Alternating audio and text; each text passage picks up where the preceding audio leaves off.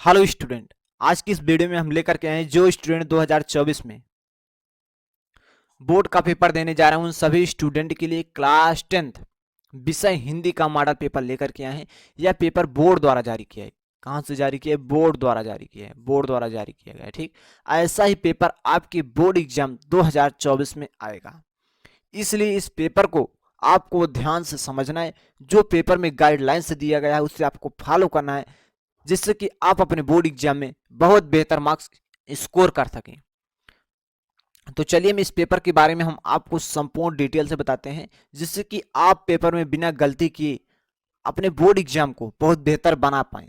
यदि आप चैनल पर नए हैं तो प्लीज चैनल को सब्सक्राइब करके बेल नोटिफिकेशन पर ऑल सेट कर लीजिए, जिससे कि हर नई क्लास का नोटिफिकेशन आपको बिल्कुल समय समय पर मिलता रहे। तो आइए हम इस क्लास को शुरू करते हैं।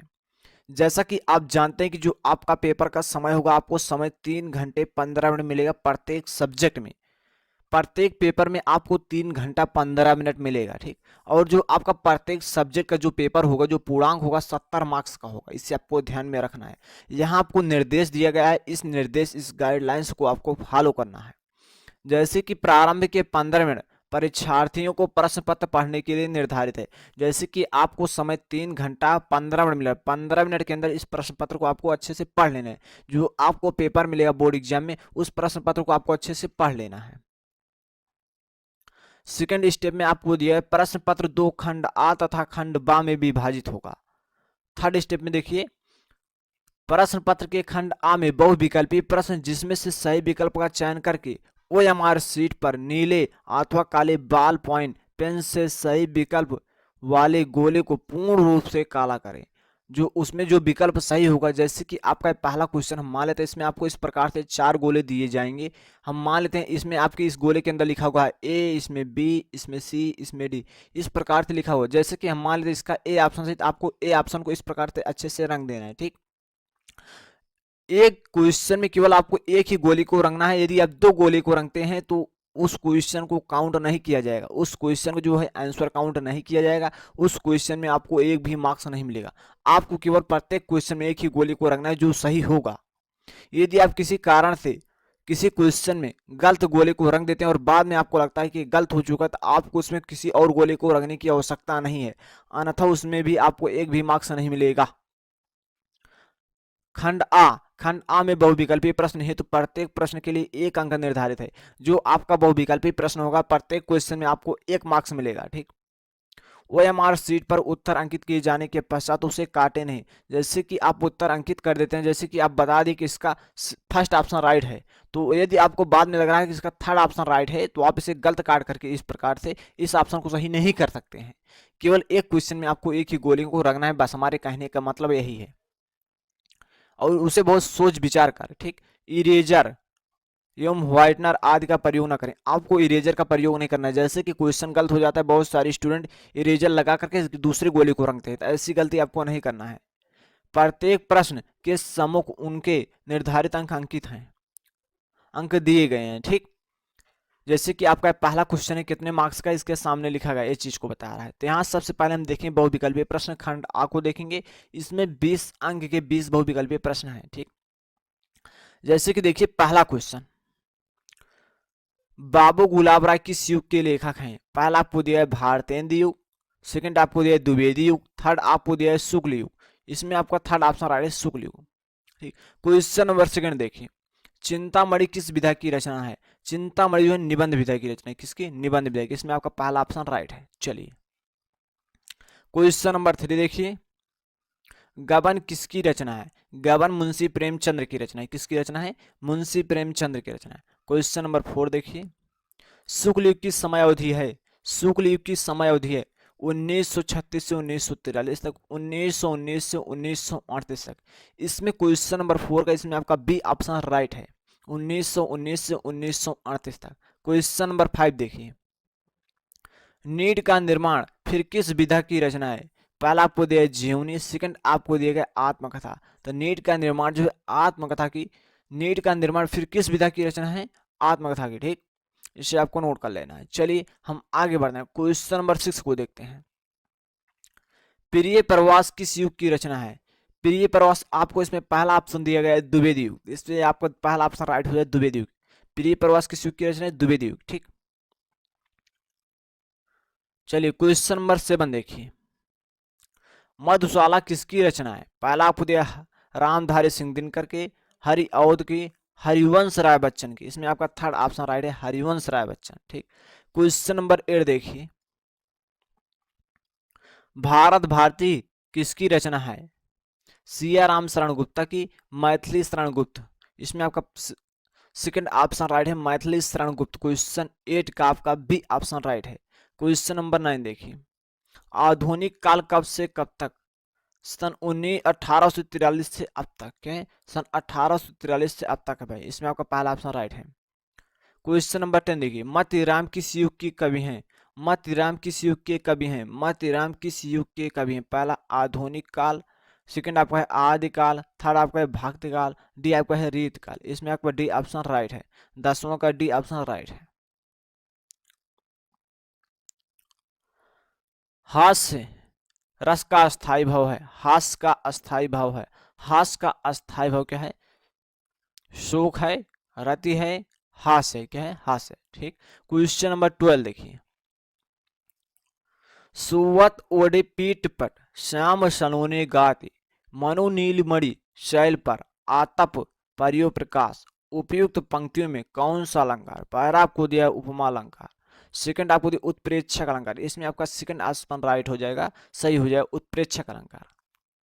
क्वेश्चन नंबर 13 देखिए, रोला छंद में कुल कितने चरण होते हैं? यदि आपको रोला छंद के बारे में जानकारी, एक उदाहरण याद है और रोला छंद पता है तो आप बता सकते हैं कितने चरण होते हैं? 3 चरण होते हैं ना, गलत है। 2 चरण बिल्कुल नहीं, 4 चरण होते हैं। कितने चरण? 4 चरण होते हैं। क्वेश्चन नंबर 14 देखिए, आकर्षण शब्द में किस उपसर्ग का प्रयोग किया गया? आकर्षण शब्द में किस उपसर्ग का प्रयोग किया गया? आ का प्रयोग है इसमें, देख सकते हो, उपसर्ग जो मतलब आगे लगता है। ठीक, क्वेश्चन नंबर 15 देखिए, रचना के आधार पर वाक्य के कितने भेद होते हैं? पहला आपको दिया गया है 2, 5, 6, 3। 3 भेद होते हैं। कितने भेद होते हैं? रचना के आधार पर वाक्य के कितने भेद होते हैं? 3 भेद होते हैं। पहला आपका होता है सरल वाक्य, सेकंड आपका सरल हम कहते हैं सरल या साधारण वाक्य, सेकंड आपका मिश्र वाक्य, थर्ड आपका तो संयुक्त वाक्य। ठीक, चलिए क्वेश्चन नंबर 16 देखिए, पीताम्बर में कौन सा समास है? पीताम्बर में बहुब्रीहि समास है। कौन सा समास है? पीताम्बर में बहुब्रीहि समास है। ठीक, चलिए क्वेश्चन नंबर 17 देखिए, आंसू का तत्सम रूप है अश्रु है। क्या है? अश्रु है। आंसू का तत्सम रूप क्या है? अश्रु है। कृत्यवाच्य क्या? कृत्यवाच्य में किसकी प्रधानता होती है? पहला आपको दिया कर्ता की प्रधानता, सेकंड आपको दिया कर्म की प्रधानता। इसमें भाई कर्म की प्रधानता होती है। किसकी प्रधानता होती है? कर्म की प्रधानता। क्वेश्चन नंबर 19 देखिए, ताव्य शब्द में वचन एवं विभक्ति क्या है? ताव्य शब्द में वचन एवं विभक्ति। ताव्य शब्द में कौन सा वचन होती है और कौन सी विभक्ति है? इसमें आपको देखिए, षष्ठी विभक्ति एक वचन, सप्तमी विभक्ति द्विवचन, षष्ठी विभक्ति बहुवचन, चतुर्थ विभक्ति बहुवचन। इसमें होते चतुर्थ विभक्ति बहुवचन। इसमें आपका डी ऑप्शन राइट है। ठीक, क्वेश्चन 20 देखिए, निम्नलिखित में सर्वनाम है। क्या है? निम्नलिखित में सर्वनाम है, इसमें कौन सा सर्वनाम है? देखिए, पहला आपको दिया है मनुष्य, सेकंड आपको दिया है बचपन, थर्ड आपको दिया हुआ। सर्वनाम क्या होता है? जो संज्ञा के स्थान पर प्रयोग किया, जो किसी नाम के स्थान पर प्रयोग किया जाता है, वही सर्वनाम होता है। जैसे वाह, जैसे मोहन हमसे कुछ दूर पर खड़ा हुआ है, हम मोहन न बुला करके बुलाए वाह आम खा रहा है। मोहन आम खा रहा है तो हम मोहन आम खा रहे ना करके हम कहें वाह आम खा रहा है, मतलब ये क्या है? सर्वनाम हो जाएगा। ठीक, अब यहाँ से स्टार्ट होता है आपका 50 अंक का वर्णनात्मक क्वेश्चन। ठीक, 50 मार्क्स का यहाँ से आपका खंडवा स्टार्ट होता है। ठीक, तो यहाँ सबसे पहले आपको यहाँ गद्य, जैसे कि आपका जो पेपर है 3 पार्ट में, जो आपकी हिंदी की बुक है 3 पार्ट उसमें डिवाइड है। पहला आपको दिया है गद्य, गद्यांश यानी कि थर्ड सेकंड पर आपका है पद्यांश और थर्ड पे आपका है संस्कृत खंड। तो आपको गद्यांश से 2 क्वेश्चन मिलेंगे, पहला क्वेश्चन और जो यहाँ एक क्वेश्चन और दिया जाएगा आपको अथवा लगा करके।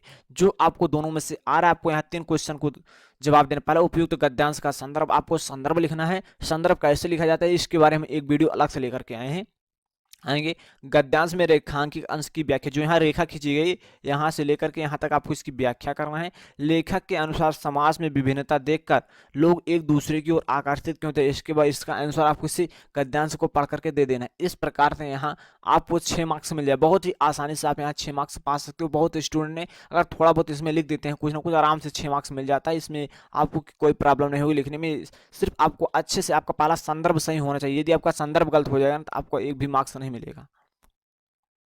अब यहाँ इसी प्रकार से हे भगवान तब के लिए दे, अब जैसे कि यहाँ आपको एक पैराग्राफ दिया, इसमें आपको उपयुक्त गद्यांश का संदर्भ 21 पार्थ लिया गया और इसके लेखक कौन है। गद्यांश की रेखांकित अंश का भाव स्पष्ट, जो यहाँ रेखक है इसकी भाव स्पष्ट करना, इसका अनुवाद करना है। ठीक, ममता द्वारा, ममता पार्थ लिया, ममता द्वारा किस कार्य को ईश्वर की इच्छा विरुद्ध बताया गया है। इस 3 क्वेश्चन को आपको जवाब देना है, तो दोनों में से आपको एक ही करना है, एक क्वेश्चन को, क्योंकि यहाँ अथवा लिखा गया है। ठीक, इसी प्रकार से आपको गद्यांश से एक करना है, इसी प्रकार से यहाँ पद्यांश से आपको मिल जाएंगे। ठीक, 2 क्वेश्चन। चरण कमल बांध भरे रहे, ठीक, जाकी कृपा पंगिर ली हो, अंधे को सब कुछ दर्शाई, बहरो सुनो गूंग पुनि बोले, रंग चले सिर छत्र धराए, सूरदास स्वामी करुणामय, बार बार बांधोते पाई। ठीक, इस प्रकार से आपको एक पैराग्राफ दिया गया है पद्यांश का, इसमें आपको 3 क्वेश्चन, प्रत्येक क्वेश्चन 2 मार्क्स का है। ठीक, उपयुक्त गद्यांश का, उपयुक्त पद्यांश का संदर्भ लिखिए। 21 पार्थ लिखा है, इसके जो यहाँ लेखक नहीं चलते हैं, ठीक, यहाँ रचनाकार चलते हैं। ठीक, इसके जो इस पाठ के कौन से इस पाठ को कौन लिखे हैं और इस पाठ का नाम क्या है, ठीक, इसके बारे में आपको लिख देना है। ठीक, यहाँ कवि चलते हैं। ठीक, रेखांकित अंश की व्याख्या, जो आपको यहाँ रेखा खींची गई इसकी आपको व्याख्या करना है, इसकी आपको व्याख्या करना है। यहाँ देखिए रेखा खींची, इसकी आपको व्याख्या करना है। ठीक, उपयुक्त पंक्ति में कौन सा अलंकार और इसमें किस अलंकार का अलंकार आपको बता देना है। आपको 2-2 मार्क्स का 3 क्वेश्चन है और आपको 6 मार्क्स यहाँ से भी मिल जाएगा। ठीक, 20 अंक का आपको बहुविकल्पी प्रश्न होगा, 6 मार्क्स आपको गद्यांश से मिलेगा, 6 मार्क्स आपको पद्यांश से। और आगे हम देखते हैं, इतना मैंने आपको समझा दिया। यदि आपको ये ऑप्शन नहीं आ रहा तो यहाँ आपको सेकंड ऑप्शन मिल जाता है, इस चीज़ को सॉल्व करके किस पार्ट से लिखा है, यहाँ 3 क्वेश्चन का जवाब देकर के आप यहाँ से 6 मार्क्स प्राप्त करते हैं। दोनों में से एक ही करना है। ठीक, यहाँ क्वेश्चन नंबर 3 देखिए, यहाँ आपको संस्कृत खंड का अनुवाद लिखना है। देखिए, दिए गए संस्कृत गद्यांश में किसी एक का संदर्भ सहित हिंदी में अनुवाद। ये संस्कृत गद्यांश है। ठीक है, संस्कृत का गद्यांश है, 2 गद्यांश आपको दिए गए हैं। ठीक, पहला गद्यांश यहाँ आपको दिया गया, यहाँ अथवा का ऑप्शन है, यहाँ आपको सेकंड गद्यांश दिया गया। ठीक, दोनों में से आपको क्या करना है, एक ही करना है। ठीक, एक करना है, उसका क्या करना है, आपको संदर्भ लिखना है, संदर्भ लिखना है और उसका अनुवाद हिंदी में करना है। ठीक, इसी प्रकार से यदि आपको ए नहीं आ रहा है तो आप इसे कर सकते हैं। ठीक, सेकंड ऑप्शन को, इसमें आपको गद्यांश लिख देना है और उसके बाद क्या लिख देना है। अब गद्यांश कैसे आप पहचान पाएंगे किस पाठ से, इसके बारे में एक ट्रिक से बताऊंगा, जिससे कि आप किसी भी पाठ को पहचान सकते हैं किस पाठ से गद्यांश लिया गया है। ठीक, अब यहाँ से आपको 2 पद्यांश है, दोनों में से आपको एक ही करना है। इसी प्रकार से यहाँ देखिए, संस्कृत पद्यांश, संस्कृत गद्यांश है, संस्कृत पद्यांश है, यहाँ से आपको 2 मिल जाएगा, 2 में से आपको एक ही करना है। ठीक, एक करना है, केवल ओनली एक, और 5 मार्क्स यहाँ से आपको मिलेगा, एक करना है। ठीक, और यहाँ से भी आपको 5 मार्क्स मिलेगा, यहाँ से भी आपको 5 मार्क्स मिलेगा। तो आप समझ सकते हैं कि आप, और यहाँ देखिए, यहाँ आपको एक श्लोक लिखना है, अपने पठित खंड काव्य के आधार पर निम्नलिखित प्रश्नों में से किसी एक का उत्तर दीजिए। यहाँ तो क्या करना है, देखिए यहाँ हम आपको बता रहे हैं, यहाँ आपको श्लोक नहीं लिखना है, ये श्लोक आगे मिलेगा आपको।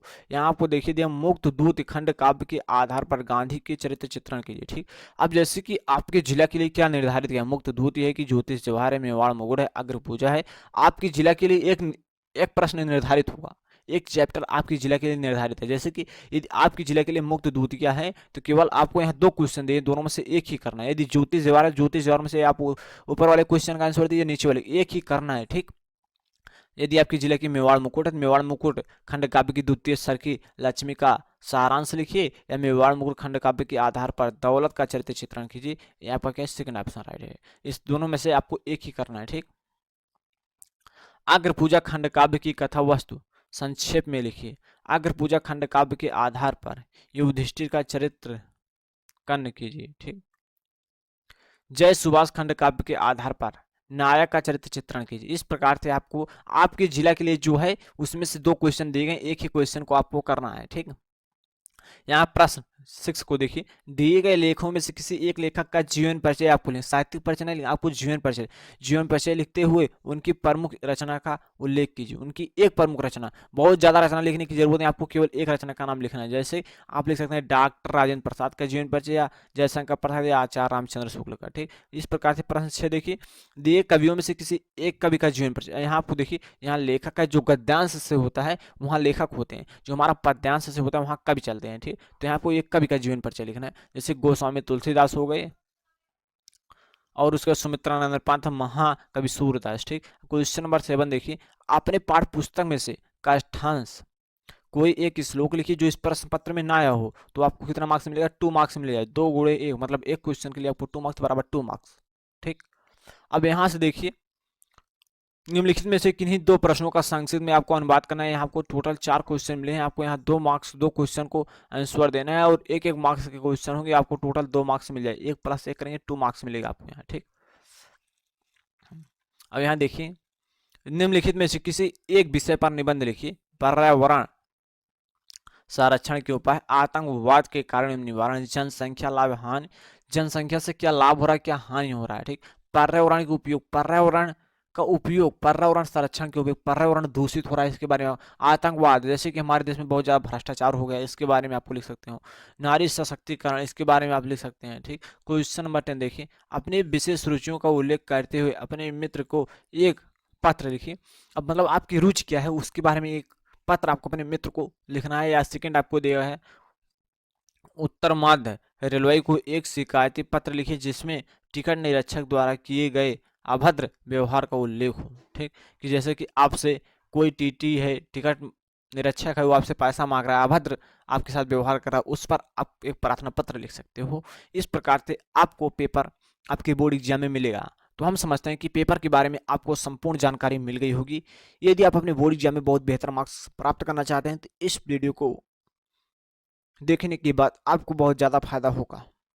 तो हम समझते हैं कि आज का क्लास आपको काफ़ी पसंद आया। यदि वीडियो अच्छा लगा तो वीडियो को लाइक करिए, चैनल पे नए हैं तो सब्सक्राइब करिए, और इस वीडियो को शेयर करिए अपने व्हाट्सएप ग्रुप पर। बस आज की इस क्लास में इतना ही, मिलते हैं नेक्स्ट क्लास में, तब तक के लिए जय हिंद, जय भारत।